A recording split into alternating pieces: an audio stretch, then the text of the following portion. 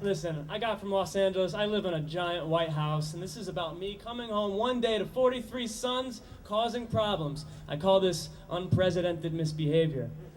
George was washing tons of clothes with saliva he was spitting. Miller didn't fill more food in a dish for an already starving kitten. Chester was authoring cartoons with pornography. James was mad at the son because he didn't put on sunscreen. Benjamin, my hairiest son, was upstairs shaving his chest with a razor, and Abraham was joyriding underage in my Lincoln Navigator.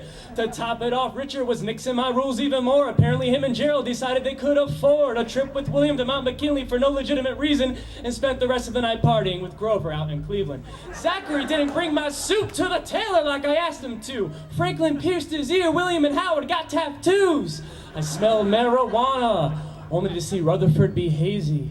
Warren was having a harding time because James was poking him crazy. Teddy rose a belt over his head and without having to grapple, smacked Lyndon Johnson and whacked John Adams after.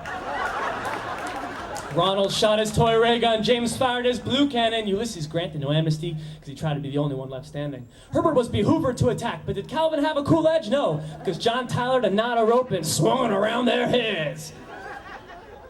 All of a sudden, my neighbor came in, saw I wasn't having fun, and by the way, my boy is friends with Jeff, her son.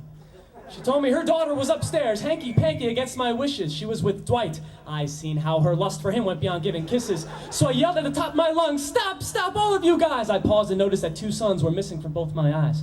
George and George were outside in the shrubs. That's when I knew I'd have to push, because George and my White House are better than two in a bush. Thank you.